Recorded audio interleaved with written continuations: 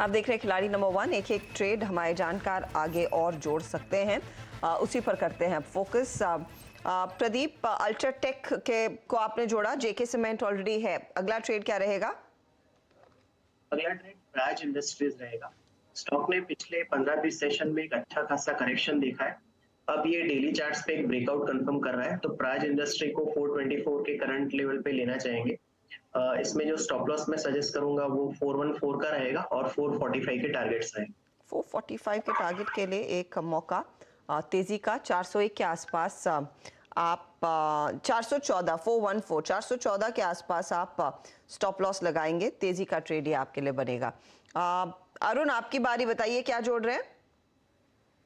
देखिए, दूसरा stock latent view रहेगा। ओवरऑल इसका चार्ट स्ट्रक्चर काफी स्ट्रॉन्ग मुझे नजर आ रहा है। बड़ा ब्रेकआउट भी डेली चार्ट्स पे आ चुका है, तो लेटेंट व्यू को करंटली 400-401 के आसपास की खरीदें। 386 का स्टॉप लॉस लगाएं। ऊपर में 440 का टारगेट इसमें आज या कल के सत्र में जरूर देखने को मिल सकता है, तो लेटेंट व्यू में खरीदारी की राय।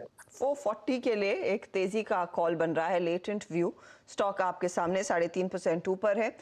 यहाँ पर वॉल्यूम एक्शन भी 386 के आसपास स्टॉप लॉस लगाएंगे। गौरव, बताइए एमजीएल का साथ कौन सा देगा ट्रेड? सेकंड पिक जो मैंने चुना है वो शॉर्ट साइड पे है, वो है श्रीराम ट्रांसपोर्ट फाइनेंस। इस स्टॉक में अगर हम देखें तो पिछले हफ्ते एक डिस्ट्रीब्यूशन हुआ है करीब 1280-1300 के रेंज में, और उसके बाद अब ये stock next move on the down side start करने जा रहा है। कल के सेशन में स्टॉक ने डेली चार्ट पे एक इनसाइड बार पैटर्न बनाया था, जिसका आज नीचे की तरफ ब्रेकडाउन आया। सो मेरा मानना है कि ये डाउनसाइड मोमेंटम कंटिन्यू हो सकता है आने वाले 1 से 2 दिनों के लिए एटलीस्ट। सो यहाँ पे शॉर्ट पोजीशन बनाई जा सकती है। करंट प्राइस है 1250.20, स्टॉप लॉस रहेगा 1287 का और टारगेट रहेगा 1165 का। 1165 के दरअसल टारगेट के लिए एक अपॉर्चुनिटी तेज मंदी की यहाँ पर श्रीराम ट्रांसपोर्ट में बन रही है। फटाफट आपके सामने वो तीनों ट्रेड्स लेकर आते हैं, तीनों जानकारों के ट्रेड्स लेकर आते हैं जो हमारे एक्सपर्ट्स ने पिक किए हैं। तो एमजीएल और श्रीराम ट्रांसपोर्ट, एमजीएल तेजी का ट्रेड 970 और श्रीराम 1165 का ट्रेड है। रिटर्न्स दिखाइएगा प्लीज, फटाफट दिखा दीजिए।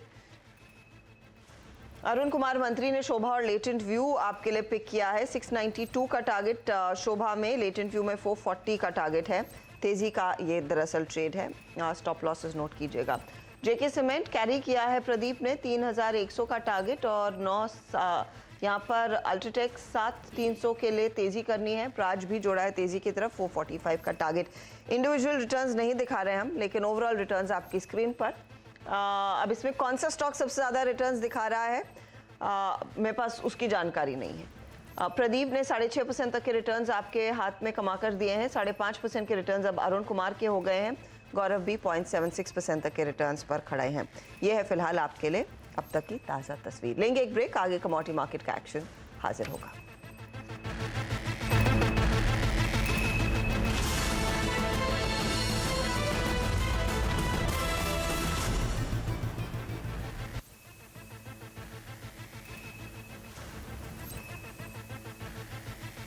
जब फ्रीबीज की बात होती है तो केंद्रीय सरकार भी तो फ्रीबीज दे रही है। कहीं ऐसा जैसे कि फ्री राशन दे रहे हैं आप, उसकी आपकी व्यवस्था बनी हुई है, फ्री सिलेंडर आप भी दे रहे हैं, तो इसको आप कैसे देखते हैं? क्या ये फ्रीबीज नहीं? देखिए, दो चीजों में तत्वतः फर्क है। जैसे भारत सरकार की सो कॉल्ड फ्रीबीज, किसी को घर देना, किसी को गैस का कनेक्शन देना, किसी के घर में लाइट पहुंचाना, किसी को आयुष्मान भारत का कार्ड देना, और अब अंत में आपने जो कहा कोरोना के बाद उनको फ्री राशन देना, किसी को बिजली देना, ये रेवड़िये बांटना नहीं है, मगर बिजली का बिल न देना रेवड़िये बांटना है। किसी को घर देना मैं नहीं मानता रेवड़ी बांटना है, ये इसके जीवन स्तर को उठाने का प्रयास है। जो आजादी के 70 साल तक कांग्रेस ने 60 साल तक शासन किया वो नहीं कर पाए, वो हम करें। मगर फिर घर का टैक्स हम माफ नहीं करते, इसका हम शौचालय बना देते हैं, क्योंकि अधिकार है 75 साल के बाद एक महिला का कि घर में शौचालय हो, उसको एम्ब्रेसमेंट ना हो सुबह, मगर हम शौचालय का रिपेयरिंग नहीं कर देते। और जहां तक मुफ्त में अनाज देने की बात है, आप सभी को मालूम है, पूरा देश जानता है, पूरी दुनिया जानती है कि कोरोना के बाद एक लिंगरिंग फेज में स्लो डाउन रहा है। जिसकी सबसे बुरी असर किसी पर पड़ी है तो देश के गरीबों पर पड़ी है। सोसाइटी का कोई भी सेगमेंट कुदरती आपत्ति के कारण, महामारी के कारण अगर किसी भी तरह से प्रभावित होता है तो शासन की जिम्मेदारी है, नैतिक जिम्मेदारी है इसको मदद करना। जैसे बाढ़ आती है, सूखा आता है, साइक्लोन आता है, तो हम मदद करते, वो फ्रीबीज नहीं है, उसका सपोर्ट है। तो ये दोनों को मिक्सअप नहीं करना चाहिए।